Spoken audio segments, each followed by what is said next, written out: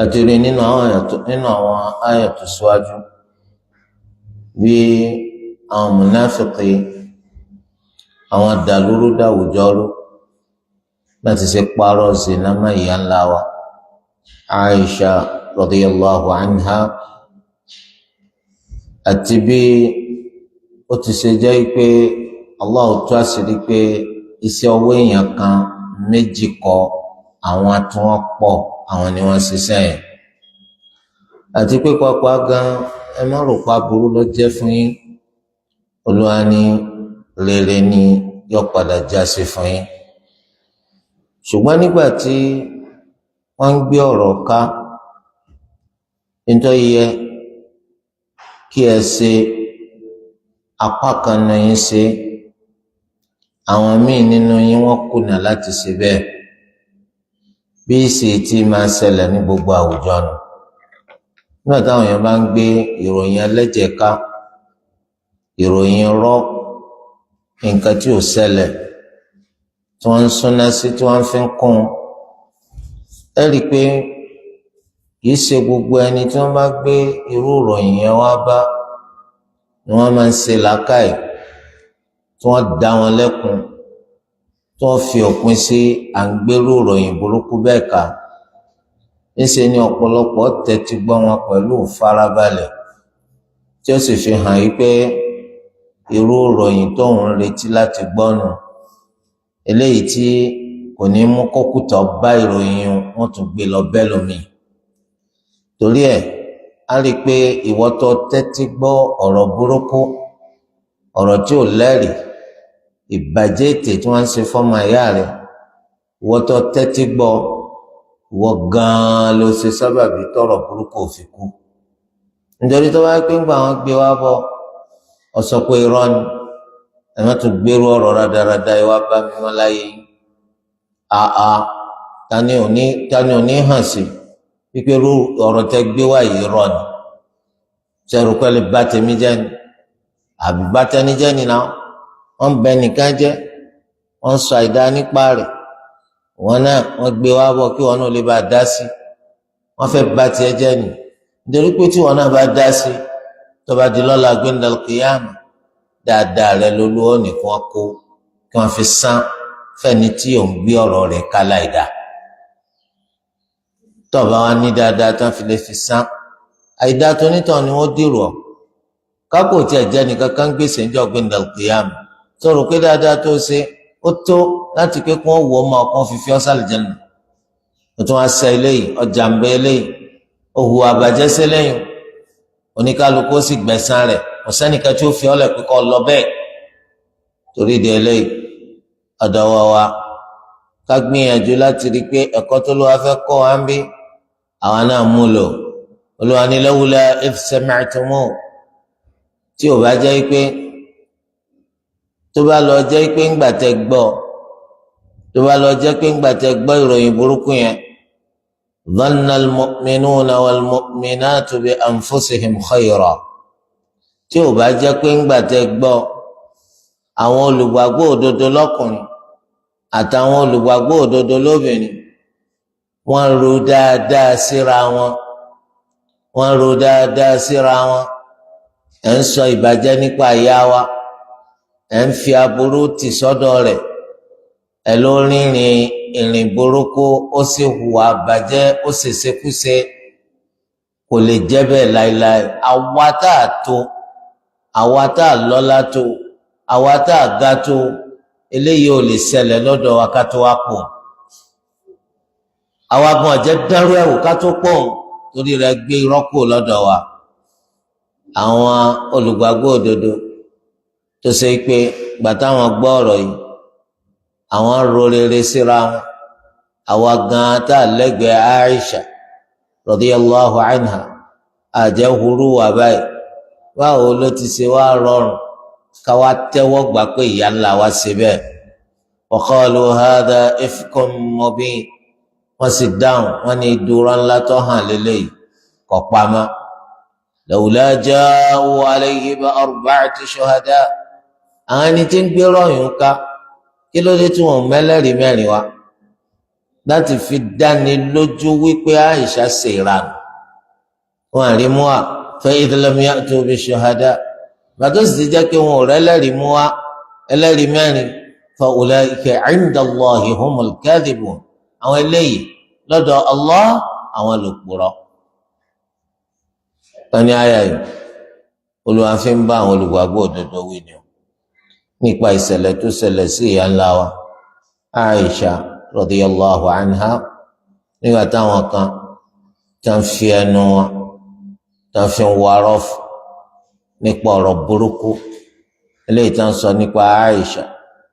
ipò ṣe ìbàjẹ́ ó ṣe zina lọ́lọ́wọ́ àfi ní láwùlá kí ló dé tó fi jẹ́ pé ńgbà tẹ́ gbọ́ kí ló mú yín nígbà tẹ́ gbọ́ kí ló mú yín má ro rere síra yín láwùlá ń bí kí ló mú yín èéṣe tẹ́ ro rere síra yín pé ẹ̀yin gan tẹ́ kúrúǹtù lẹ́gbẹ̀ẹ́ Aisha ẹ̀yin gan ọ̀jẹ̀ dánrú ẹ̀ wò kí ló á dé tí ó fi wá jẹ́ pé n tó ṣeé ṣe ni ká pé Aisha ṣe bẹ́ẹ̀ kò lè ṣeé ṣe kí ló dé tẹ́ ro rere síra yín nígbà tẹ́ gbọ́ ẹ̀yin olùgbàgbọ́ òdodo kí ló dé ẹ̀yin olùgbàgbọ́ òdodo lọ́kùnrin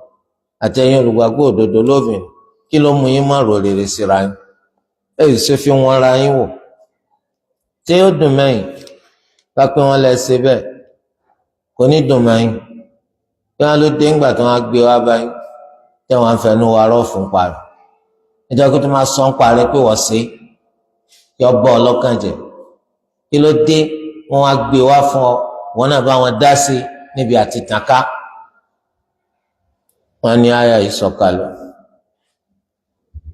lórí nípa Abu Ayyub Khalid ibn Zayd al-Ansari àti ìyàwó rẹ̀ kí Allah yọ́nú sáwọn méjèèjì. wọ́n ní nǹkan tó ṣẹlẹ̀ ní pé Abu Ayyub al-Ansari ìyàwó rẹ̀ ó sọ fún ó ní bàbá Ayyub ṣé wàá gbọ́ ní táwọn èèyàn sọ nípa ìyá wa Aisha radiyallahu anha bí Abu Ayyub dáhùn ó ní bẹ́ẹ̀ ni mo gbọ́ ṣùgbọ́n irọ́ lọ̀rọ̀ yìí àwọn olùgbàgbọ́ òdodo ó ní mo gbọ́ tí wọ́n sọ nípa Aisha ṣùgbọ́n irọ́ ni ó dáa tí ẹ̀ dúró ná ìwọ ìyàwó mi ṣé ìwọ náà lè hurú wà kó gbàbọdè kó lọ ṣe zina onírara o mo fi Allah búra ǹjẹ́ dánrú ẹ̀wù láyé mi Abu Ayyub wa ni tó bá wá jẹ́ bẹ́ẹ̀ àjẹ́ pé Aisha mo fi Allah búra olóore jù ọ lọ mo fi Allah búra Aisha lóore jù ìyàwó mi lọ tó bá jẹ́ pé Aisha lóore jù ọ lọ ó dínà púpọ̀ káwá pé Aisha ṣerú ẹ̀ àwọn ọba yìí jẹ́ ni àwọn afẹnutúlù túgbòrò ni àwọn ní ń parọ́ yìí mà torí ayé al-Qur'an ni wàá sọ̀kalẹ̀ lọ́lú àfi wàá sọ yìí pé lawla idh sami'tumuhu dhanna al-mu'minuna wal-mu'minatu bi anfusihim khayra kí ló dé èéṣe tó fi jẹ́ pé ńgbà tẹ́ gbọ́ àwọn olùgbàgbọ́ òdodo lọ́kùnrin àtàwọn olùgbàgbọ́ òdodo lóbìnrin wọn à ro rere síra wọn gẹ́gẹ́ bí Abu Ayyub al-Ansari ó ti ṣe òun àtìyàwó rẹ̀ nígbà tí ìyàwó ta lólobó pé ọ̀wá gbọ́n tí wọ́n sọ níbí nípa ìyá wa Aisha ó ní mo gbọ́ ó ní irọ́ lọ̀rọ̀ yìí ìwọ gan lára tí wọn náà lè dánrọ ẹ̀ wò ó ní láéláé Aisha wa lóore jù ọ lọ bóun ni ó sì wá ṣeéṣe táwa sọ pé Aisha ló ṣe bẹ́ẹ̀. dhanna al-mu'minuna wal-mu'minatu bi anfusihim khayra kí ló dé táwọn olùgbàgbọ́ òdodo lọ́kùnrin àtàwọn olùgbàgbọ́ òdodo lóbìnrin tí wọ́n àrò rere síra wọn torí pé ìyá wa Aisha radiyallahu anha ọ̀gá jù wá lọ táwa bá jẹ́ pé ńgbà tá a gbọ́ ntọ́ yẹ wa ní ká ro rere síra wa Aisha ló yẹ ká ro rere sí jù pé kọjá dánrú ẹ̀ wò Aisha ló yẹ ká ro rere sí jù ká lé aburú jìnnà sí jù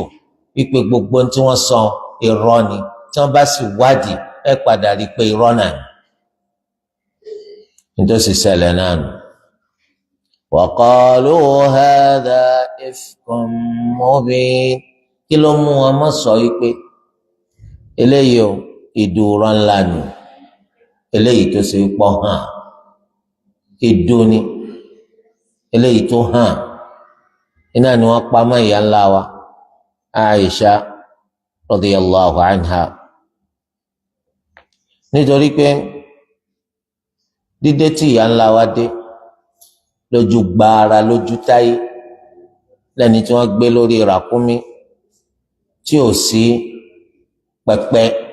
tí wọ́n máa gbélé ràkúnmí lórí táwọn obìnrin máa ń jókòó nínú rẹ̀ lórí ràkúnmí yìí tó jẹ́ kí gbogbo èèyàn dààmú nígbà tó Safwan ibn al-Mu'attal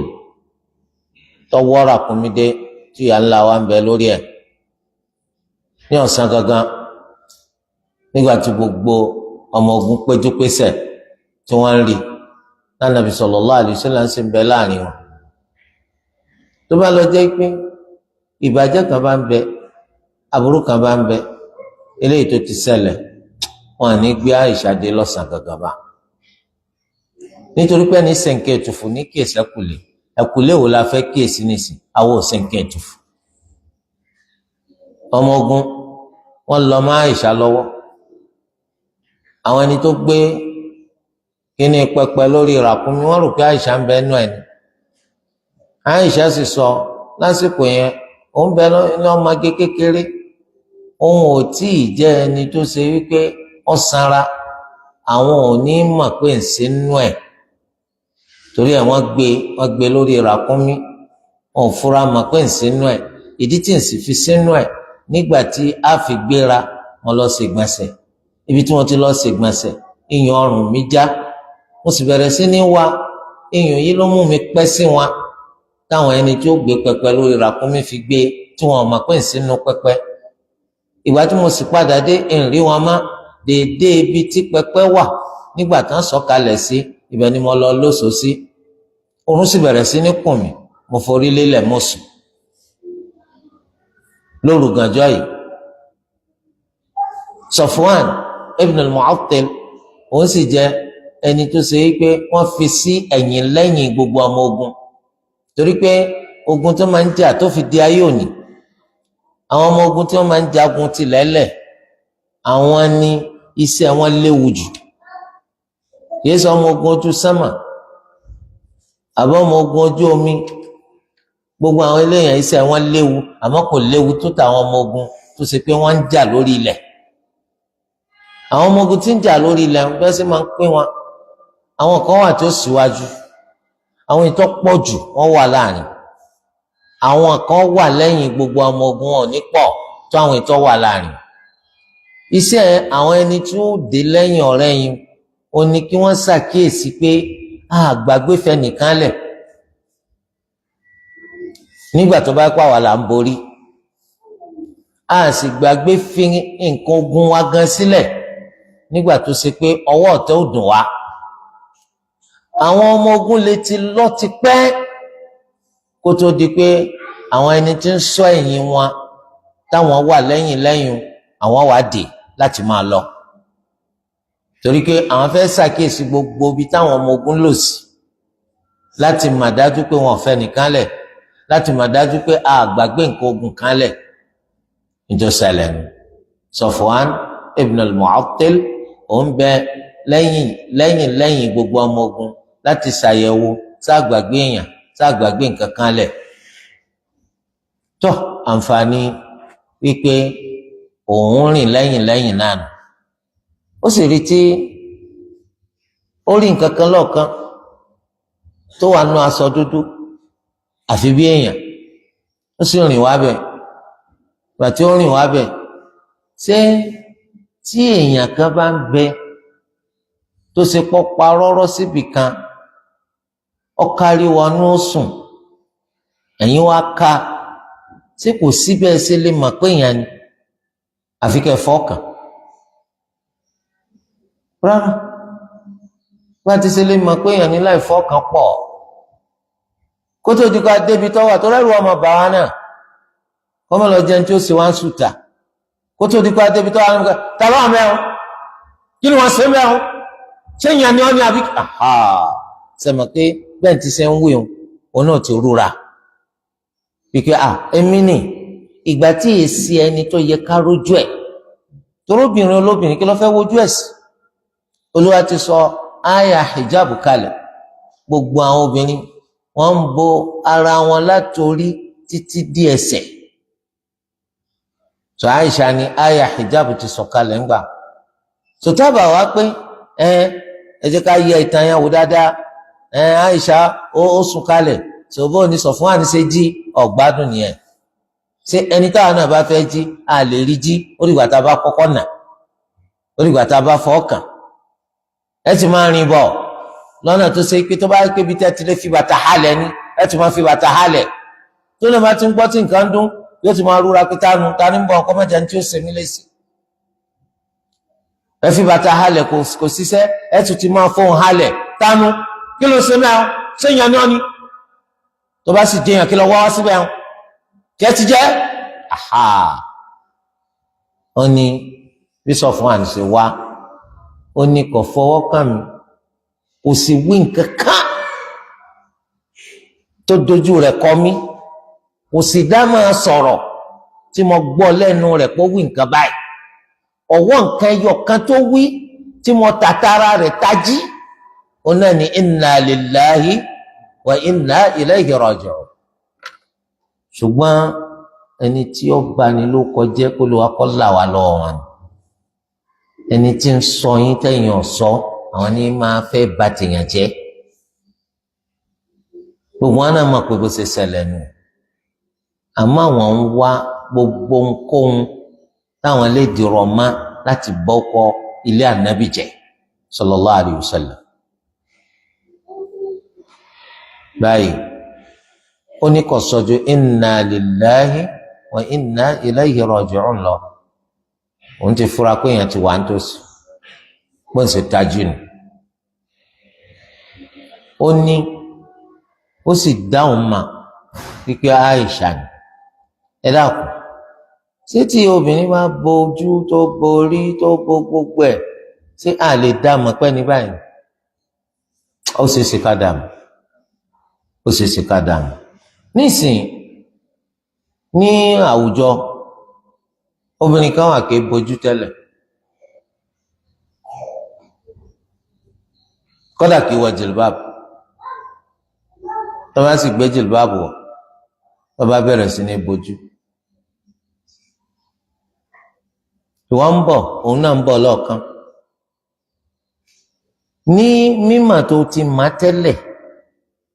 nígbà tí ò tí máa gbé jìlbáàbù wọ̀ tí ó sì tí máa bojú tó bá ti rí tí ń bọ̀ ó ti mọ̀ pé ìyá alágbájá nù ó sì kọjú má bi tí wọ́n ń lọ ó gbójú ẹ̀ sọ̀rùn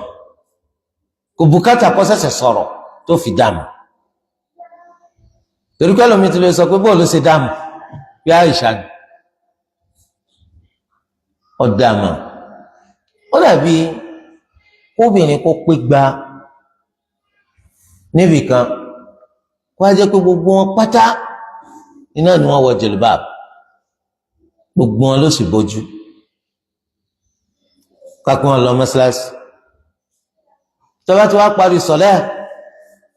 gbogbo àwọn obìnrin wọn jáde gba lẹ̀kùn tó wà lágbọn ibi tí wọ́n wà gbogbo àwọn ọkùnrin wọn wá péjọ ṣọ̀kan ní jìnnàjìnnà sẹ́nu lẹ̀kùn kálukú ń retí ìyàwó rẹ̀ obìnrin sì ti pé gba báyìí 100 tọ́ da ìyàwó rẹ̀ mà bò ní dàmú wọ́n bí léèrè ni má dàmú àwọn Jamiu ọmọ tán rẹ jẹ ó dá ìyàwó rẹ̀ mọ̀ irú rẹ̀ ni ó máa ń ṣẹlẹ̀ tó bá wà ní Mẹ́kà àbá wà Mẹ́dínà nísìn amúyàwó wa lọ mọ́sálásí ànábì sallallahu alayhi wa sallam àbí mọ́sálásí Mẹ́kà àwọn obìnrin bẹ̀rù ẹgbẹ̀lẹ́gbẹ̀ tí wọ́n máa jáde látẹnulẹ̀kùn wa ẹ wàá ra ọkùnrin lọ́kàn tí gbogbo wa náà ta dúró kálukú retí ìyàwó rẹ̀ kò sínú pé ya Rabb táwọn obìnrin ọba bójú ìbá tiẹ̀ dáàmà ábẹ̀dẹ̀ bí tó dúró tí ìyàwó tiẹ̀ bá ti ń bọ̀ ó ti mọ̀ pé ìyàwó rẹ̀ ní bọ̀ ó lè ṣí obìnrin mú torí bẹ́ẹ̀ dánwò má dánwò ló bí mọ́tẹ̀ tó bá dánwò ń bẹ̀ wọ́n lọ fa obìnrin olóbìn àbá ọ ìyá ojú ẹ̀ dáadáa ọ da ìyàwó ẹ̀mí tó jọjúmọ́ lẹ́ ń jà kò jẹ́ ọ dáàmà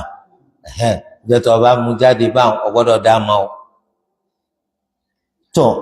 kìí sí ìyàwó Sọfwan ìyá wa ni ẹ mọ̀ pé tó lu ẹlẹ́dàá wa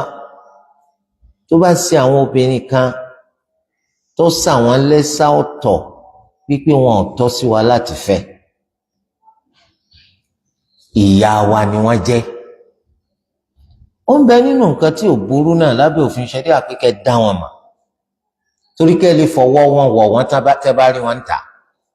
tó ń ti pa àwọn ìyàwó ànábì jáde bẹ́ẹ̀ wọn ì jáde bẹ́ẹ̀ rárá tí wọn bá jáde alẹ́ ni wọn máa ń jáde Allahu Akbar ọ̀dọ̀ àwọn jáde lálẹ́ náà wọn náà sì jáde lálẹ́ ìyá rẹ ni ìyá àwọn olùgbàgbọ́ òdodo ọ̀nbẹ nínú tí ó lòdì sẹ́sìn Islam kọ́ ọmọ pé ìyá rẹ ní lọ kò fún lápọ́nlé rẹ̀ kó fọwọ́ rẹ̀ wọ́ síbẹ̀ yìí mọ̀ pé àwọn ìyàwó ànábì sallallahu alaihi wasallam ànábì ń bẹ láyé àbá ànábì ti kú èèwọ̀ ni lórí àwọn ọmọlẹ́yìn ànábì láti fẹ́ àwọn ìyàwó ànábì ẹ gbọ́dọ̀ fẹ́ ìyàwó ànábì lẹ́yìn ikú ànábì tó àwọn ìyàwó rẹ̀ la fi sọ pé kìí ṣe ń tọ́tako ṣẹ̀ríà kọ́ dá wọn mọ̀ pé ìyàwó ànábì lélẹ̀ Safwan ibn al-Mu'attal ọdá mọ̀ pé Aisha lélẹ̀ kò sì kó àní Aisha ni tó fi wọ́n dé ibi táwọn ọmọ ogun wà kò wí gbólóhùn kan báyìí ọwọ́ ń tọ́kàn sọ náà ni inna lillahi wa inna ilayhi raji'un ẹ̀sùn káwọn sàhábà wọn kẹ́kọ̀ọ́ wọn lò àti sọ pé tí nǹkan kan bá báyàn tó já lùyàn tó ré lùyàn kéèyàn máa sọ pé inna lillahi wa inna ilayhi raji'un ìyẹn ni pé ìṣẹ̀lẹ̀ tó ṣẹlẹ̀ tó mú kí ìyá ńlá wa kọ́ pẹ́ sí anabi sallallahu alayhi wa sallam níbi tí anabi ti dé ó lè jẹ́ pé anabi ò fura mọ̀ pé nǹkan yìí ṣẹlẹ̀ torí pé anabi ò fi àwọn ìyàwó rẹ̀ ṣeré dèpò pé wọ́n á sọ wípé bàbá pẹ́ ọpẹ́ nu àwọn ẹ̀yẹ́jà lọ́n ti wá anabi ò jẹ́ síbẹ̀ anabi sallallahu alayhi wa sallam kò jẹ́ síbẹ̀ tó báyìí Sọfwan ó sì mú kí ràkúnmí olóṣù níwájú Aisha kò sọ fún pé ìyá wa ẹ̀gún ràkúnmí kò sọ kankan ọkàn ti fà wálẹ̀ ni Aisha sì gun ràkúnmí ó gun ràkúnmí tán ó sì gbé ràkúnmí dìde òun wọ́ ràkúnmí lọ Aisha nìkan ló wà lórí ràkúnmí ẹ dákun kí ló wá ṣẹlẹ̀ kí ló ṣẹlẹ̀ tẹ wá tàtàrà jéró tẹ fẹ́ malé tẹ pè láàfin tí wọn kọrú ẹ̀rí láyé jéró torí ẹ̀ àwọn àṣebàjẹ́ wọn à ní nǹkan kan ju ẹnu wọn náà lọ wọn ò lódó bí ìbáṣẹnu burúkú tí wọn ń gbé kàn lọ wọn bẹ̀rẹ̀ sí ní sọ ìbàjẹ́ ká nípa Aisha kí ló sì fún wọn láǹfààní ẹ̀ ìgbà tí Sọfwan mú ràkúnmí dé tí Aisha ń bẹ lórí ẹ̀ ó sojú gbogbo mùtúmùwà ọ̀sán ni màmá ẹ mọ̀ kọ́rọ̀ pọ̀ lábẹ́ so ọ̀tá àbí ọ̀tá ọ̀tá àbí ọ̀tá àwọn mùmínì lánàá tọ̀ torí de eléyìí àwọn olórí ibú wọ́n pọ̀ láwọn mùnáfíkí tó yẹ pé íńtẹ̀ẹ̀sì gan wọ́n fẹ́ pẹ́ sí wọ́n wá rí nǹkan kan tó lè lọ́ nǹkan mọ́ ó ti tó wọn báyìí ni wọ́n bẹ̀rẹ̀ sí ṣèbàjẹ́ ètè ó sì sọ̀sù kan gbáko Olúwa sọ àyàkálẹ̀ láti ṣàlàyé fún apẹ̀ntọ́ ṣẹlẹ̀ ni eléyìí bẹ́ẹ̀ náà ẹ̀rí tó mú ni mọ̀ pé ànábì ọmọ tó pamọ́ ọ̀gá wa sallallahu alaihi wasallam kọ́ máa ń tó pamọ́ àfi tó bá wọ Olúwa láti fi mọ̀ ìbáṣepá ànábì sallallahu alaihi wasallam máa ń tó pamọ́ wọn ò ní jókòó oṣù kan tí gbogbo nǹkan ń dàrú tí gbogbo ilé fẹ́ fọ́ ara ẹni tó dá ànábì sallallahu alaihi wasallam mọ̀ràn pé ẹ̀kọ́ dànù obìnrin pọ̀ láyé Àìṣà nìkan ló wà láyé so tó bá yẹ pé ànábì máa ń tọpa àwọn kálukọ gba abisẹ rẹ lọ kò sí nǹkan kan tó ṣẹlẹ̀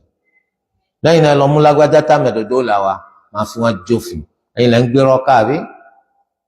ànábì ò ṣe bẹ́ẹ̀ torí kan máa ń tọpa mọ ìdààmú bá ànábì gan sallallahu alaihi wasallam Àìṣà ni ànábì máa ń yọ ọmọ mi ànábì sì máa ń bá mi sọ̀rọ̀ pàápàá tí mo bá ń sáré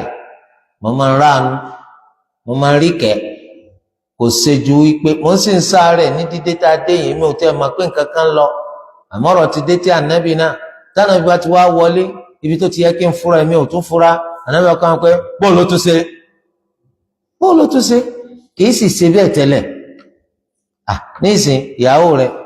tó bá ní àárẹ̀ ń ṣe òun ọ̀gbádùn ó súnmọ́ ọmọ fọ́kàn lórí ara rẹ̀ tẹ̀ kóná kìíní kan àbí kí n bọ́ ṣe báyìí àbí kí n bọ́ owó oògùn báyìí àbí ṣé kí n gbé ọ lọ hospital ni ó ti ẹ̀sẹ̀ lẹ́nu pẹ̀ bóòlù ara rẹ̀ tó ṣe ó sì ṣàlàyé ó ti pẹ́ńdà pẹ̀yẹ kó náà ti fura pé nǹkan kan bẹ̀ báyìí Àìṣà ni tí òun bá sọ pé òun fẹ́ lọlé àwọn tẹ́lẹ̀ ànábì ìfẹ́ kó wọn lọ tí wọ́n ránṣẹ́ sí ọkọ wa ni kí ni wọ́n lọ ṣẹlẹ̀ lọ́wọ́ bẹ́ẹ̀ lànàbì ọmọ àmì ìfẹ́ nù àwọn bóbìnrin kan bá lóun fẹ́ lọ ọ̀dọ̀ àwọn òbí òun káàkó àwọn òbí rẹ̀ wọ́n ń gbé mọ́kúrdí ní mọ̀kọ́dí lọ́n bẹ́ẹ̀ làwọn òbí rẹ̀ ń gbé ẹ ó lẹ́yìn sí mọ̀kọ́dí bàbá lọ́dàbọ̀ ó tiẹ̀ bí pé sí òsì adúrú mọ́kọ́dí wọ́n ń jiyàn gbé nìsí wọ́n ń ṣe kíní kan nìsí ọ̀dàbọ̀ ṣe ìjọ mélòó ní ìjọ gbogbo ọjọ́ tó bá wọ ọkọ ṣe nǹkan dàrú obìnrin ọ̀wá ní fura lónà wá dọ̀ oṣù kínní oṣù kejì oṣù kẹta ní mọ̀mọ́ rẹ̀ tó fura pé ọmọ ń pẹ́ ọlọ́kọ̀ ní gbogbo ìgbà tó ń bá fẹ́ kó wọn ṣe lákàkùn tí ẹ ti bọ́ ọkùnrin ní gbogbo ìgbà tó bá fẹ́ kó ṣe ó ti dìgbàgbénu ọyọyọyọ òṣèṣe kọrù ọyọ bàbá alágbájá tètè bá ní kọ́kọ́ rẹ̀ pé ìyàwó rẹ̀ wá àti mọ tí ẹ̀yin náà lẹni kọ́kọ́ tó bá wọn. ló bá ní gbogbo ìgbà tó bá wù kó ṣe ọ̀rọ̀ ń bẹ́ẹ̀ mọ́jì ọjẹ́ bá wọn gbogbo ìgbà tó bá wù kó ṣe bá wọn lóbìnrin tó wà nílé ọkọ sọ fún apẹ́ǹjà sẹ́wọ̀n káwọn àgbàlagbà ọgbọ́n ju ọmọ yẹn lọ torí ẹ̀ Àìṣà ó ní nígbà tí ìṣẹ̀lẹ̀ ní àkọ́kọ́ tó kọ́ fura mọ̀ pé nǹkan ṣẹlẹ̀ tó sọ fún Ànábì pé òun fẹ́ lọlé àwọn ọ̀dà bò kò tiẹ̀ sí fún Ànábì ń béèrè pé ṣé o sí ẹ̀tẹ̀ ti dénú torí àwọn obìnrin gbà mí kìí ṣe pé wọ́n gbọ́n o wọ́n gbọ́n ṣùgbọ́n wọ́n lè má ronú nípa ọ̀rọ̀ tí wọ́n gbọ́ ìgbà tí obìnrin sọ pé òun fẹ́ lọlé àwọn kódà kó ṣe nínú ìlú kanáà tọkọ wa ní ìfaramakọ lọ ṣé ọ̀dà láìra ni mo ṣe ní ọ̀dà láìra báwo ẹ̀mí ló ti lọ rọ àwọn òbí rẹ̀ tó fi sọ pọ́dà láìra ẹ̀mí lólòbí rẹ̀ ti wá bí tí wọ́n rí ọ tó fi sọ pọ́dà láìra ọ̀dà láìra ò ní rí wọn àwọn náà ò ní rí ọ láìláì ní ọ̀dà láìra nù má gbé àìná fojò so gbàtọ́kọ wa sọ pé má lọ wọ́n mọ̀ pé ìfẹ́ ló bì torí pé obìnrin tó bá ti di pé gbogbo ìgbà ilé wa wọ́n padà rọgbó sí lórí ẹ̀sìn bí afẹ́ràn rẹ̀ náà wọ́n fi bàtọ̀ máa jẹ́ ńlé ọkọ kí lọ lọ́kọ rẹ̀ ṣe ọ yarí fún ni yarí fún ẹgbẹ́ ìyanu o ìyá ní ń sọ fọmọ pé yarí fún òun rò pé ibi tọ́rọ̀ ti lóòrìn ló ti jáde kò ní mọ̀ pé yagun ọ̀la kakùn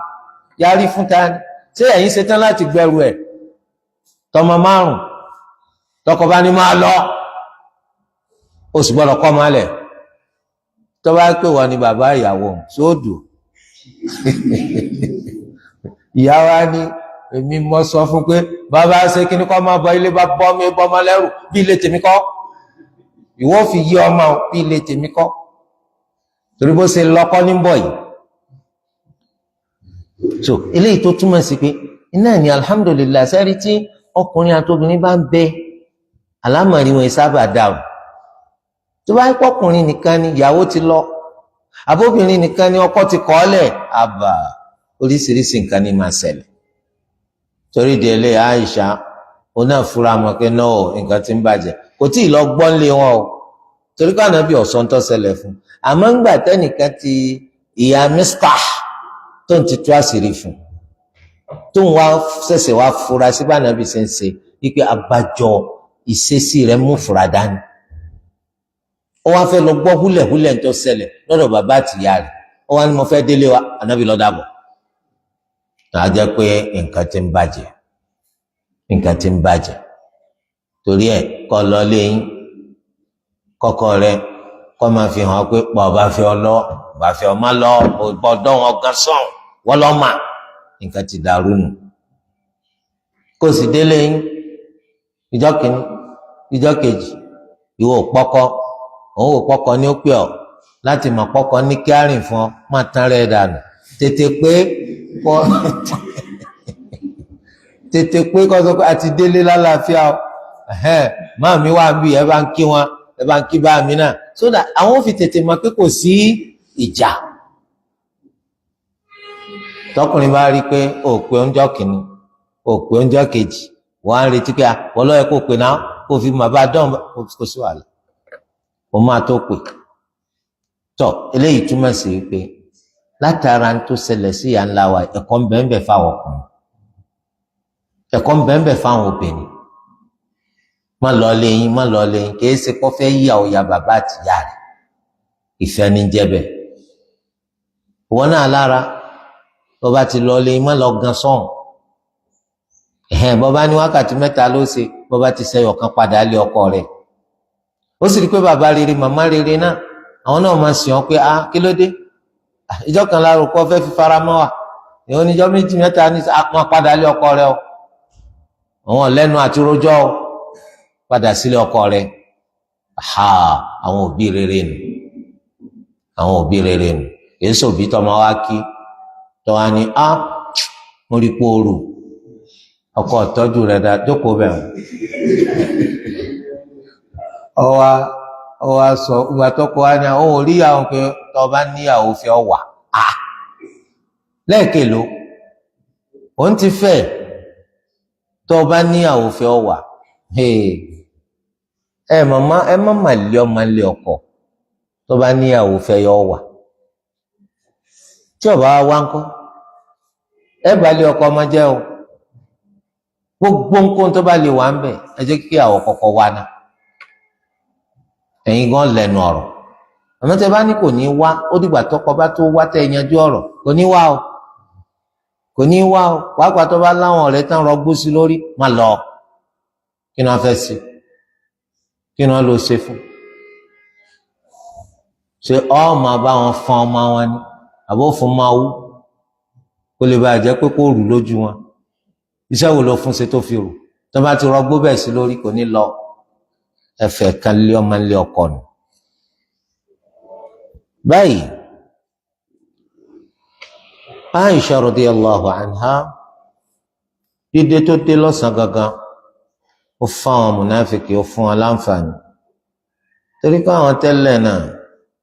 bí kí nǹkan bàjẹ́ bí kí nǹkan dàrú fáwọn olùgbàgbọ́ òdodo ní máa ṣe wọn wọn fẹ́ wa dénú rárá. Olúwa ní lawla ja'u alayhi bi arba'ati shuhada. ọ̀rọ̀ tí wọ́n sọ èé ṣe tí wọn ò mẹ́lẹ́rìí mẹ́rin wá lórí ẹ̀ torí ẹ̀sùn zina wọn fi kàn yàn. ẹ sì ti máa ń bi tá à ń ti ń bọ̀rọ̀ bọ̀. Olúwa lẹ́ni tó bá fẹ̀sùn zina kan àwọn obìnrin tí wọ́n ń pa abẹ́ wọn mọ́ tí wọ́n èso ń ra nù, tí ó bá ti rẹ́lẹ́rìí mẹ́rin mú wá, ẹ̀nà wọn ní 100 ẹgba. ẹ ò sì gbọ́dọ̀ gba ẹ̀rí wọn wọlé má láéláé,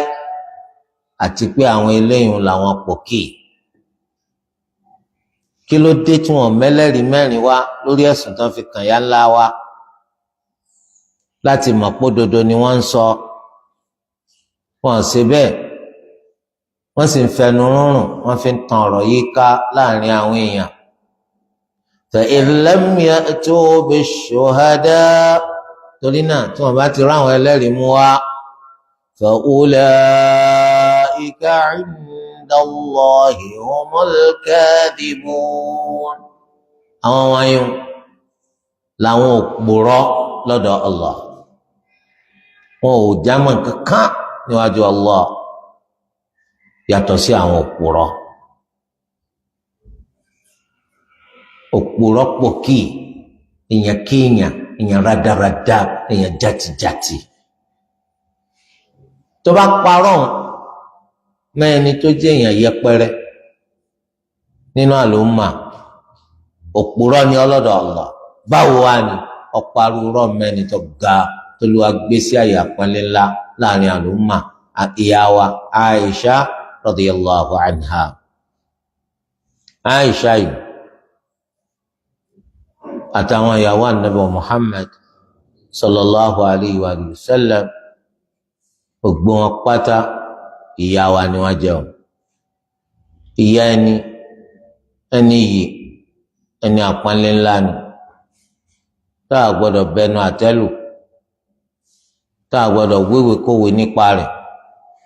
tá a gbọ́dọ̀ rorokúro sí. bẹ́ẹ̀ làwọn ìyàwó Ànábì sallallahu alayhi wa sallam rí. tàbá ara wọn kan táwọn ń fi ọ̀rọ̀ àwọn ìyá ńlá wa yìí, èyí yòówù ó lè jẹ́nu wọn tàbí gbogbo wọn tó ń fọ̀rọ̀ wọn tayín, tó ń fọ̀rọ̀ wọn sẹ́fẹ̀, tó ń ṣèbàjẹ́ ètè nípa wọn, tó ń wíwèkúwè lórí wọn, ká mọ̀ pé àwọn eléyìí pòkì ni wọn, pòkì ni wọn.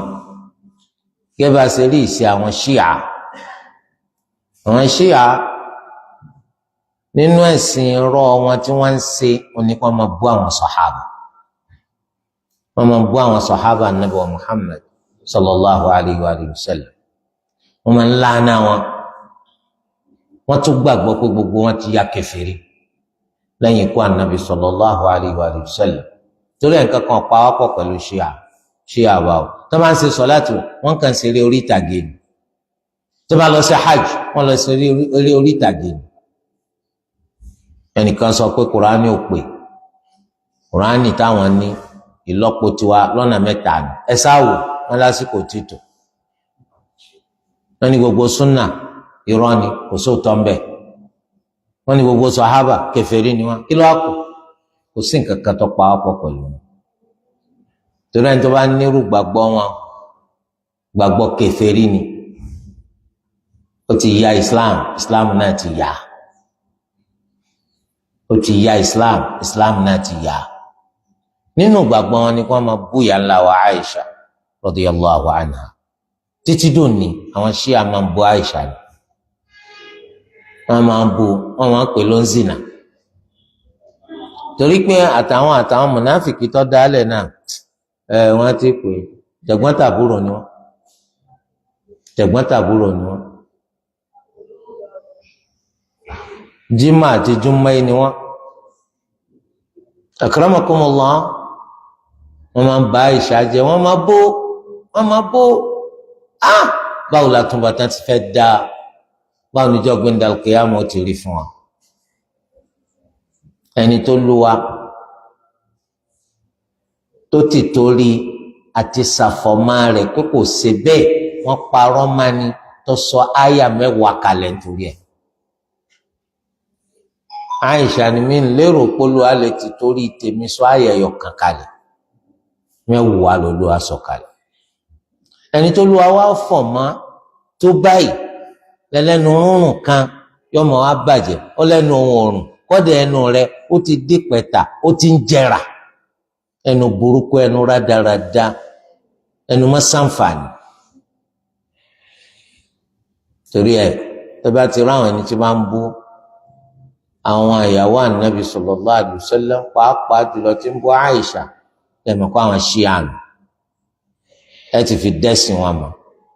ìwọ ò sì wo sunsun ó lòdì ṣíà ara ń tẹ̀ ń bá kánù torí pé ọba di irú àwọn kan àkídà wọn ni wọn náà máa gbé ká torí bó ló ṣe dirú wọn tó gbá kídà wọn wọ̀ bó ló ṣe dirú wọn tó gbá kídà wọn ó tẹ̀lé súnà ànábì sallallahu alaihi wasallam ṣíà náà ló wípé wọ́n fẹ́ dà ṣíà ló ń sìn ọ̀nà wa dà téèyàn fi rí dáadáa gbà lọ́dọ̀ Allah.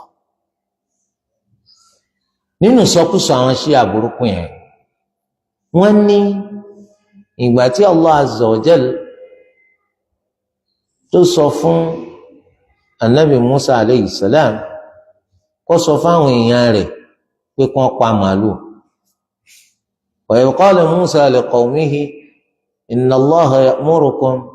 an tadhbahu baqara. ẹran létí nípa àgbà tánàbí Musa sọ fáwọn èèyàn rẹ̀ pé Allah pa yín láṣẹ pé kẹ́ pa màálù kan. àwọn ṣíà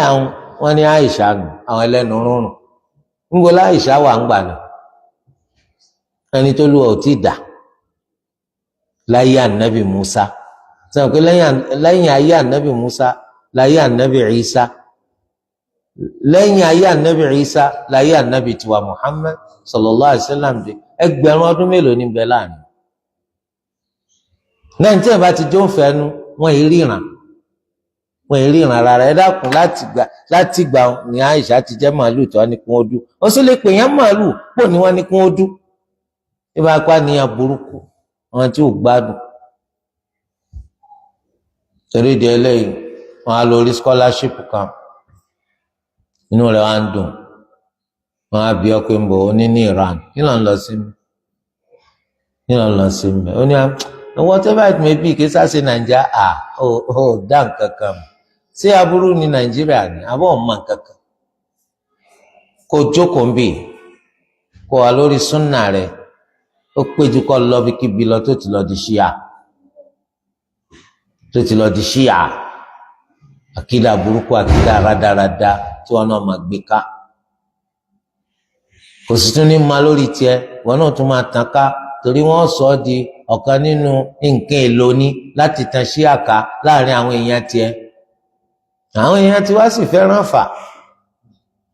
wọ́n fẹ́ràn fà bó bá yẹ pé èédú ni wọ́n kó wá tán ní kí wọ́n máa fún yín ẹ bá ti gbé èédú ẹ di ṣíà ẹlòmíràn di ṣíà nítorí èédú lọ́ba dé àwọn ọ̀fẹ́ káwọn fowó wọn ṣe nǹkan ẹ sáà ti fún wa iná ni wọ́n fi rí ọ̀pọ̀lọpọ̀ wọn mú tán fi dọmọlẹ́yìn Pọ́ọ̀lù ijó àti bisikíìtì lọ́sọ̀pọ̀lọpọ̀ dọmọlẹ́yìn Pọ́ọ̀lù bẹ́ẹ̀ ni wọ́n sọ ńgbà tí wọ́n dé ńgbà gbogbo bíi takí mẹ́rin ó jọ àjọ tákìtì ni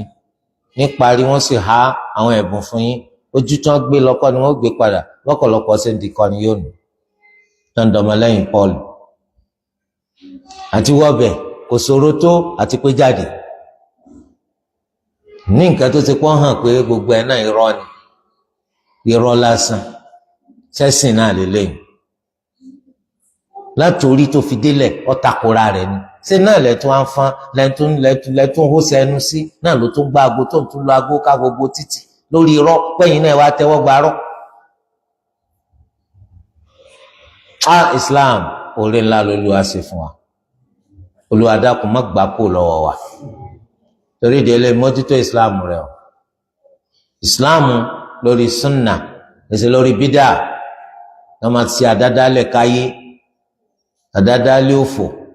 onítorí táwọn jẹ kò burúkú ń jẹ wọ sàárì torí tó jẹ ló fi ṣe bídíà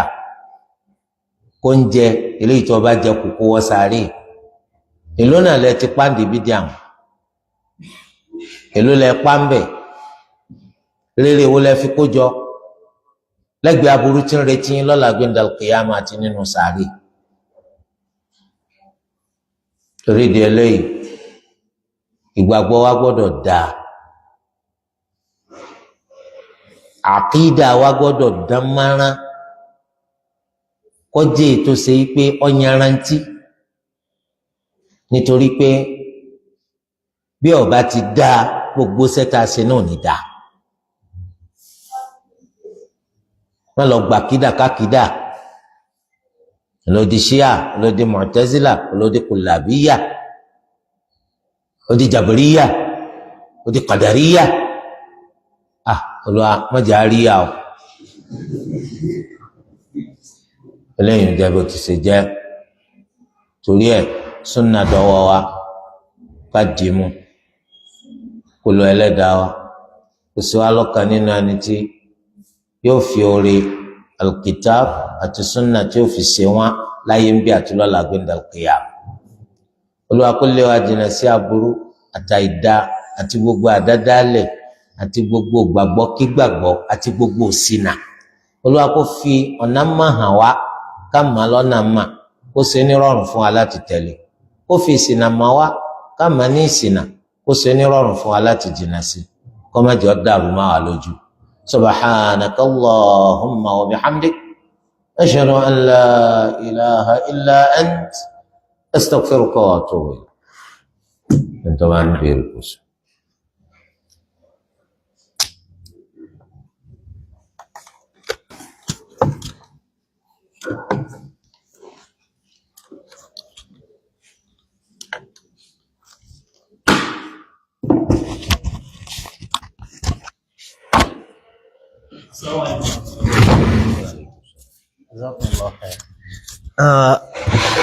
Tí ẹni tó bá jẹ́ arúgbó tí kò lágbára àti gbààwẹ̀ tí kò dẹ̀ ní nǹkan tó lè fi bọ́ aláìní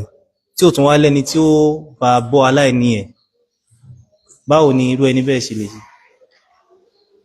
Kò lè sùn ẹ ló ti dá arúgbó kò lè ṣe sùúyà kò sí ní tó lè fi bọ́ àyàn kò sí lẹ́ni tó lè fún ní tí ó fi bọ́ àyàn so kò sí bí ọ̀sẹ̀ ṣe kò sí síbi tí Islam ti sọ kọ́kọ́ lọ jáde torí kó lè bá rí nǹkan fi bọ́ àyàn gbèsè yẹn máa bẹ lọ́rùn rẹ̀ gbèsè yẹn yóò máa bẹ lọ́rùn lọ́jọ́kọ́jọ́ tó bá láǹfààní rẹ̀ yóò máa san tí ó bá sí láǹfààní rẹ̀ yóò kọ́ àkọọ́lẹ̀ kódà lẹ́yìn ikú rẹ̀ gbèsè yẹn ṣẹ́kù wọn bá san lẹ́yìn ọ̀ká lọ mọ̀ pẹ́ sìn wọn kì í dọ́gbọ́n sí ìyẹn dọ́gbọ́n fẹ́lẹ́ dà ìlú ẹni zakatul fitr náà tá à ń sọ ẹ̀rí pọ̀pọ̀lọpọ̀ wọn àfẹ́ yọ wọn máa dọ́gbọ́n ìyẹn ń ṣiṣẹ́ gèsè pé kò ṣiṣẹ́ àmọ́ kò lówó tó fi lè yọ zakatul fitr báyìí tó máa ṣẹ́fìn sùn èló gan ló fi ra tó fi yọ zakatul èló tó bá dé báyìí ṣé ìyàwó lè báyìí yọ ìyàwó ọ̀pọ̀ yọba gbogbo ẹni tí wọ́n ti ń dábàá kí ìyàwó ọ̀pọ̀ yọ zakatul fitr ẹ mọ̀ pé kì í bọ́lé ìbọ́lé tẹ́lẹ̀ náà ó tún fẹ́ bọ́lé ìsíyàwó lọ́rùn Islam ọ̀faramọ́ wọ́n fẹ́ dá àlùjánnà tiẹ̀ o obìnrin náà fẹ́ wà àlùjánnà tiẹ̀ ṣé ẹrú lọ fẹ́ ni ẹrú ni wọ́n fẹ́ yàwó tó fi jẹ́ pé àwọn ní ọmọ bọ́ ṣe gbogbo nǹkan níjó ni àṣà àti ṣe àwọn Yorùbá bàjẹ́ bẹ́ẹ̀ níjó làwọn ọkùnrin sọra àwọn dẹgbẹ́ òbí náà retí gbogbo nǹkan kókùnrin ọmọ bá wa sí tí oúnjẹ wọn sì lọ lẹ́nu rẹ̀ gan tó wá pé àwọn onígbóúnjẹ fún ọ kò sẹ́mi má ọ̀la ìtàgbà ẹ̀mí ti kú mẹ́lòmíì là ìyàwó ni ó gbóúnjẹ kalẹ̀ náà ni ó sì máa jẹ́ ó tún máa dúnú ó tún máa gbé ẹran tó ra yí ṣé wọ́ọ̀rì tọrọ ọmọ yìí tán lè lùbọ́ tán fi rúkà fún ó ní wọn fẹ́ràn sí tó bá dijọ́ mi bá fi bẹ́sẹ̀ tó ń jẹ́ wọ́n bọ̀ pátì ní ẹgbọ́rọ̀ tó ń torí ẹ̀ ẹ̀tẹ́ bá láwọn ẹni tí ń síbẹ̀ lẹ́gbẹ̀ẹ́ bá wọn sọ̀rọ̀ ẹjọ́ ń bẹ́jọ́ gbẹ̀ndà kìyàmà ẹ wo adúrò ẹ̀tọ́ tí ìyàwó gbà lọ́wọ́ rẹ̀ ẹlòmíì ti fẹ́ ìyàwó ti lé lọ́dún 10 ìyàwó ní bọ̀ ìyàwó sì finú fẹ́ dọ̀pọ̀ dábàá pé òun náà ló wù ní bọ́ mi ní ṣékìní ìyàwó ń pariwo ojoojúmọ́ ni ẹ wo adúrò ẹ̀tọ́ tí ó gbà lọ́wọ́ rẹ̀ níjọ́ gbẹ̀ndà kìyàmà ẹ wo adúrò ẹ̀tọ́ tí ó gbà lọ́wọ́ rẹ̀ lórí tàwọn ọmọ náà níjọ́ gbẹ̀ndà kìyàmà ìyẹn sì lè máa ń ṣe nǹkan tí ó bọ̀ lára jẹ́ torí ẹ̀ la sọ yìí pé lọ yáwó kó fi ra zakatul fitr ní tó fi yọ zakatul fitr yáwó rà ọmọ sangbọ báyà àmọ́ kí ìyàwó ọbọ yọ gbàgbé ẹ ọyọ tí ìyàwó ọyọ táwọn ọmọ tó bá níta ní bàbá àwọn ọmọ ìbọ jáde ìta kálọkọ obìnrin ìbọ jáde ìta ní ìsìn bọ́ọ̀tà náà kò bá wọn san zakatul fitr irú ẹ náà níta arúgbó tẹ̀ ń sọ̀rọ̀ ẹ mọ̀ pé Yorùbá fẹ́ràn ọgbọ́n àwọn ọgbọ́n gbà mí kì í sọgbọ́n àgọ́ lásán ni ẹ ti hún dáadáa ẹ lárúgbó ni kò lè ṣe sùúyà kò sì dówó ní kò lẹ́ni tí ó fún kí ni ń jẹ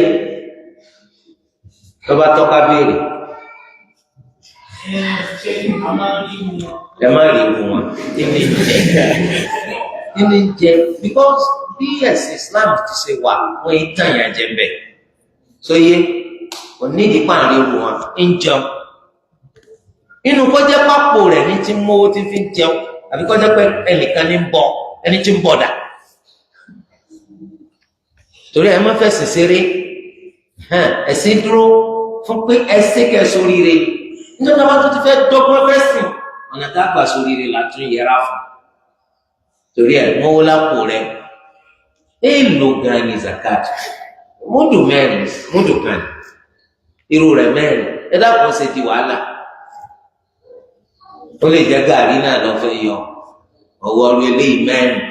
iná làtún dọ́gbọ́n sí ní sí o náà sọ pé mo ti darúgbó ìtúlẹ́ni tó ṣe kíní kan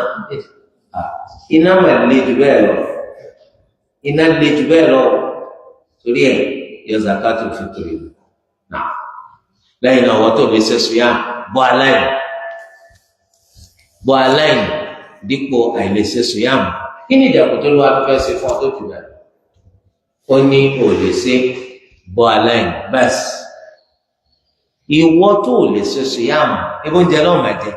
ìtumọ̀ kó lè ṣe ní oúnjẹ náà máa jẹ o kó lọ tí ó rọ̀ǹjẹ níbo ni tí ń rí ẹ bá ní wádìí ọwọ́ ni actually oúnjẹ wà ní tí wọ́n á ní mọ̀ fún aláìní lójoojúmọ́ yóò dínkù kó dínkù Allahu tó sèmi lẹ́yìn ìjọba. Jazakumullahu khairan. Mo ní hadith Ànábì sallallahu alaihi wasallam tó sọ pé innamal a'malu binniyat. Ṣé àwọn gbogbo ìbádà ni bí tá bá fẹ́ ka Al-Qur'an náà àti àwọn ìbádà kò bẹ́ẹ̀ ni àwọn ìjọsìn kan wà tó kò bùkátà ní àwọn olùmọ́ni àìsí láìjẹ́jọsìn àìsí láìkò jẹ́ ìjọsìn Al-Qur'an ní gbogbo ẹni tó bá ti ka gbogbo gbàtẹ́ nǹkan àwọn tí ń jọ́sìn fún ọ ẹ máa gba aládá lórí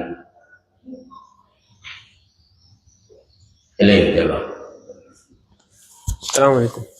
Wọ́n ní pé ẹni tó jẹ́ wípé àwọn ọjọ́ kan nínú Ramadan ń ṣe iyèméjì pé sóun dàníyàn látàlẹ́ mbẹ́. Kò sí wàhálà yóò san padà náà yóò san padà torí pé iyèméjì ò ṣe ṣoṣo yá ṣé mo dàníyàn àbí ń dàníyàn àwọn ọjọ́ yóò pààyàn yóò san padà lẹ́yìn Ramadan. Ẹni tó yẹ pé bóyá ó fẹ́ jẹ sahur ni àbí àsìkò tó fẹ́ ṣe iftar ó wá wọn pé ó dà ń pé ó ṣe méjì àmọ́ òun pé ó dà ń pé ìṣínú ti tó lòun fi jẹun ó wá padà yé pé àsìkò tó ń jẹun. Ó dàbí pé kò dán lójú ó jẹ́ ọdọ́ lójú kó tó sí ó sì jẹ́ ọdọ́ lójú kó tó máa jẹun lọ lásìkò sáré bí àlùfáàjáde ò ti yọ. Àmẹ́ni tí ó ṣẹlẹ̀ sí òun rò pé èsì kọ́ dàbí pé Yorùbá yẹn ó yàtọ̀ mo rò pé èsì ó dàbí pé mo rò pé àlùfáàjáde ò ti yọ ni mo rò pé oòrùn ti wọ̀ ni Ànábì sallallahu alaihi wasallam kò sọ fún káwọn san padà àmọ́ ó dàbí pé gbàgbé ẹ̀. Assalamu alaikum. Ó lè lọ́pọ̀ gbọ́ Yorùbá.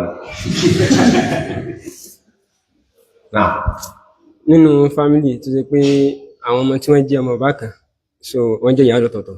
sàbá tí wọ́n ṣaláìsí ó wá ṣẹlẹ̀ pé àwọn ọmọ wa jọ ní wọ́n jọ panupọ̀ pé tó bá di bẹ́ẹ̀ bí inú ilé mújọ inú ilé pé àwọn máa pàdé ńlé so láti máa ṣàdúrà fún bàbá so like àwọn fún wa pa ẹran wọ́n ní irú àwọn oníyẹn lè pọ̀ sí like àwọn pa ẹran pé àwọn ṣàdúrà láti máa fi náà ti bàbá ní nínú iléyá so àwọn pé ẹran fi ṣàdúrà. àwọn máa pa ẹran àwọn máa ṣàdúrà gbẹtọ pé àwọn bí ń ṣàdúrà àwọn fi ń rántí. àkókò kẹ ẹ dákọ ẹ máa ṣe pàdé lásìkò kan pàtó lẹ́yìn fún bàbá yín ọmọ ìpele bàbá yín fọ́ ẹ̀yin ọmọ bàbá ò wára yín dààmú fúnra yín mọ́ nítorí àlẹfẹsì nítorí bàbá òbí yín kalẹ̀ kẹ́lẹ́ tọ́ta ara yín òbí yín kalẹ̀ kẹ́lẹ́ rẹ́pọ̀ kẹ́lẹ́ tí ìrẹ́pọ̀ sì máa bí pọ̀ àrùn ara wa lọ́wọ́ á dáàbò bóra wa àmọ̀sàtìlẹ́yìn tó nípọn fúnra wa á dùn máa ṣe dáadáa eléyìí tó bá dé sí ẹnìkan nù wa láti máa bá kẹ́dùn orí aburú tó bá dé sí ṣùgbọ́n wọn ń jẹba tó àpàdé àmà sàdé àmà pẹ̀ràn bídíà ṣé ẹ̀yin ò lè ṣàdúrà fún bàbá yín tó gbórígbé bá péjọ àpẹẹrẹ pé àwọn ọmọ yìí sọmọ tó dáa ẹni ìsìn ẹ ti lọ ẹ wá lè máa pàdé lọ́dún léyà oṣù mélòó oṣù méjìlá nítorí bá wu Allah kó fi bàbá yín sí nígbà tẹ́ bá tó pàdé lóṣù kejìlá lẹ́tọ̀ọ́ máa wá ìdẹ̀kùn fún bàbá sáhàwálẹ́lá ó tún máa sì pé ẹ̀sọ́ máa dáadáa oníkálukú láyé rẹ̀ lójoojúmọ́ tó ń ṣàdúrà máa rántí bàbá rẹ̀ máa rántí ìyá rẹ̀ náà láti sọ owó àwọn hadith tí Imam Bukhari gbé jáde wọ́n máa ṣàgbéga òfò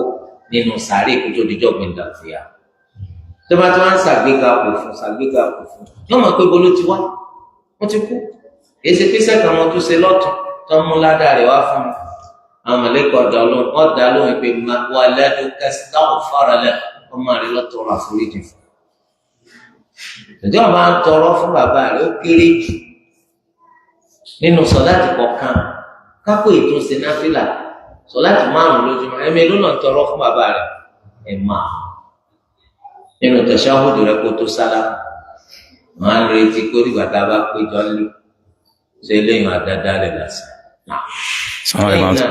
àdúrà tí máa ń mú jẹ àdáadáa rẹ̀ pé ayé sàdúrà yìí ká má pẹ́ràn àdáadáa rẹ̀. Assalamu alaikum. Lábẹ́ ìbéèrè tí afá mi béèrè bóyá ọmọ kọ́lé ó sì gbé àwọn òbí ẹ̀ méjèèjì sí ọ̀dọ̀ wọn ti wà lọ́ndà rẹ̀ ṣé àwọn yẹn sì ni mo lágbára yẹn náà ló ń bọ́ wọn ṣé irú ọmọ yẹn lẹ́tọ̀ọ́ láti bá wọn yọ sàkáàtì fìtìlì wọn. ṣé ọmọ ọ̀dọ̀ àbọ̀mọ yẹn. ọmọ wọn gangan ọmọ yẹn gangan so àwọn ọ̀ndà wọn làwọn ọmọ òbí méjèèjì wà àwọn náà wọn ń tọ́jú ẹ̀. ọmọ tẹ bí ìyàwó yín kódà tó fi lórí ọmọ ọ̀dọ̀ tí ìsẹyìn lẹ bí àmọdọ yín ní gbé ẹ̀yin lẹ ń bọ gbogbo alẹbàá yọ zakatu fún Ọlọ́run bóyin láti. Assalamu alaikum warahmatullahi. ó sì ṣeé ṣe wáyé pé lọ́jọ́ ọdún yìí àwọn èèyàn gbé zakatu fitr wá fún yàn èèyàn tún lè yọ ọ́nù tó wá gbé fún yàn torí pé tó bá ti gbé fún yàn ó ti di tiyín kò tọ́ sẹ́ni tó gbé fún yín láti béèrè bóòlù ti ṣe bóòlù mo ti ṣe báwo ó ti di tiyín so ẹ̀yin náà yọ bóyá tí ní tẹ́ fi yọ tẹ́lẹ̀ náà ẹ tètè tún yọ tiyín ẹ yọ tìyàwó ẹ yọ tọ́mà eléyìí ń dẹ́gbẹ̀ sí jẹ́ náà. Assalamu alaikum warahmatullahi. Ní wọ́n bá fẹ́ yọ zakatul fitr ní bóyá bíi sẹ̀mó 10 kg wọ́n máa ń gbé ìdìkọ̀ kan mẹ́rin sínú ẹ̀ ṣé èèyàn lè gbé ìdì kan yẹn fún èèyàn kan àbí èèyàn máa wọ́n ni. mahmudu ọ̀hún wa náà ọ̀hún wa. ẹ̀dẹ̀ rẹ̀ ni. torí pé ìdì kan kò lè tó múdù mẹ́rin mo rò pé rí bẹ́ẹ̀ ẹ̀wọ̀n ọyọ kan náà lẹ́ẹ̀fì dán wò ẹni múdù ẹ wá fi múdù wọn wò ẹ mọ iye títì kan mọ tó bá múdù méjì ní bá múdù kan àbọ̀ ní so àmọ́ pé máa gbédì kọ̀ọ̀kan kì í sì kẹ̀kàn fún wọn lóúnjẹ ẹ fún wọn lódì wọn oúnjẹ báyìí tí ò gbọdọ̀ dín sí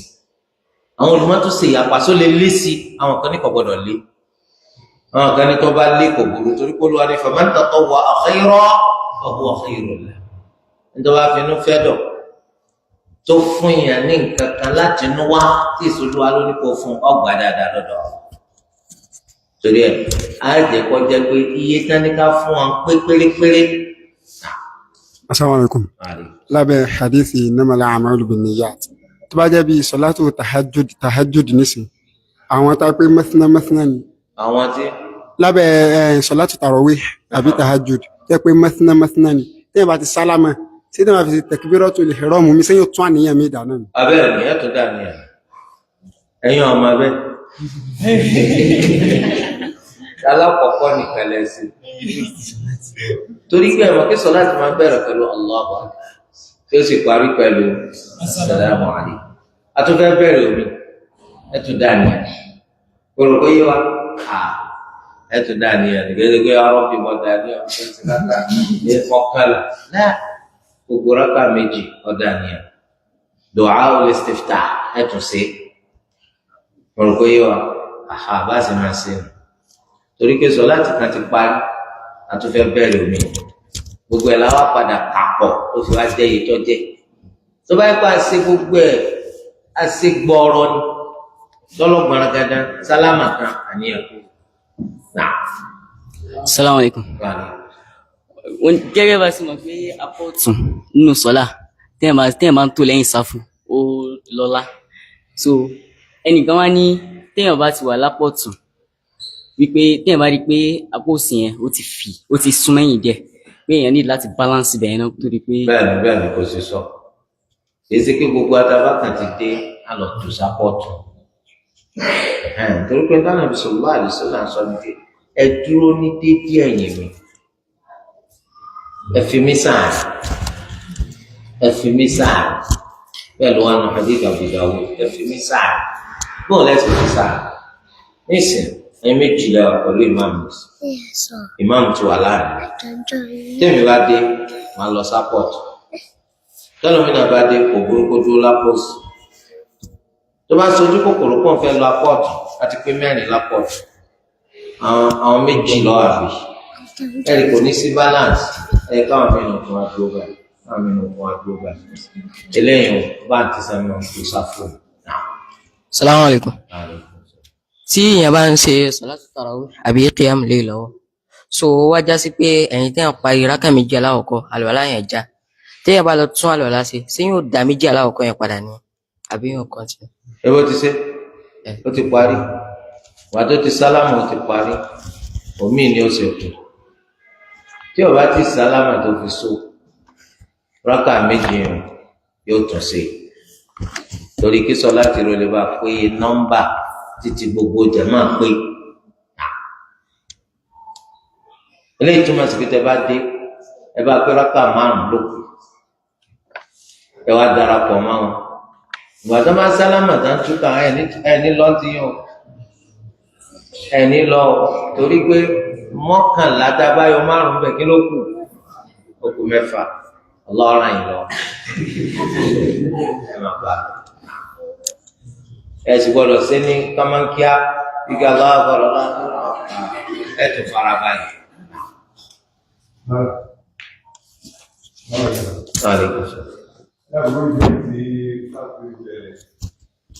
tó bá jẹ́ pé ara àwọn miskin tẹ́ ní pé ká fún ní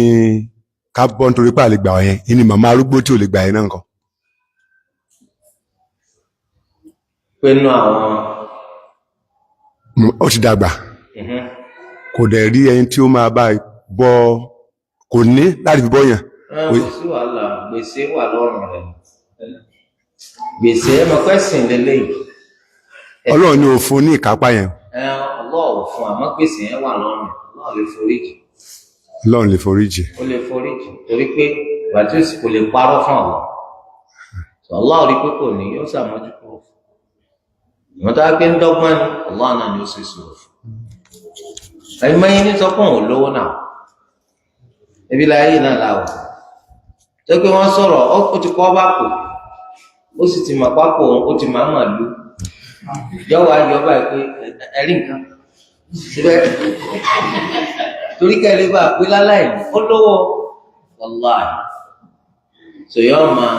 ṣèṣe pé òun ní yọ máa wọ aṣọ tán fi ń tọrọ aṣọ fìlà tán fi ń tọrọ fìlà bàtà tán fi ń tọrọ bàtà ìdàkùn tó bá yẹ pé ẹlẹ́dàá wa bá dàbí èèyàn ṣé mo pé léèyàn ń tọrọ lọ́yẹ̀ kọ́ bá lẹ́ẹ̀kan torí pé ó ti rora rẹ̀ pé òṣì lọ́yẹ̀ lórí wa bá gbé ba tani kò sí ọ torí ẹ̀ ló ṣe jẹ́ pé táwọn yẹn máa ń sọ̀rọ̀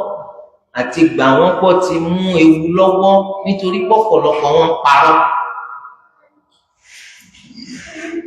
àìmọye arúgbó tó lówó tí ó sì máa ṣèṣe pọ̀ wọ́n lówó ìbẹ́ lómi náà ní sí mi lówó lọ́ba kú ìgbà tó kú tán owó táwọn ọmọ gbá lẹ̀ ebi mọ́tò lọ́mọ lọ́ra sọ gbogbo orí eléyìí náà ẹni tí ń sòdodo wà òpùrọ́pọ̀ torí ẹ̀ ló ṣe jẹ́ pé láàmú ìpín tó bá ti pè lẹ́sìn tó bá pọ̀ bá ní tó fi sí rárá tó sì jẹ́ kó dodo lọ ń sọ láàrin lẹ́sẹ̀ ọlọ́ọ̀ sàmójú kúrò fún àmọ́ rọ́ọ̀lọ́ ń pa nítorí àmọ̀kọ́ èèyàn ń parọ́ bàjẹ́ láwùjọ wọ́n ń parọ́ bàjẹ́ wọ́n máa wá kí wọ́n wọ́n náà àbáyọ fáwọn torí ẹ̀ láti sọ pé gbèsè ń sẹ́kù lọ́rọ̀ torí sẹ́nu mi bá gbọ́ ní ọ̀lọ́kówó jáde olówó wọ́n rò pé wọ́n wọ́n náà àbáyọ fún mi lọ́kówó jáde nítorí ọba kò sí ta ló fún wa lówó náà ọlọ́ mo á fẹ́ lówó láti sìn kí ló burú mi náà gbàtí èsì kí wọ́n fẹ́ dáwó kàkà subhanaka Allahumma wa bihamdik ashhadu an la ilaha illa anta astaghfiruka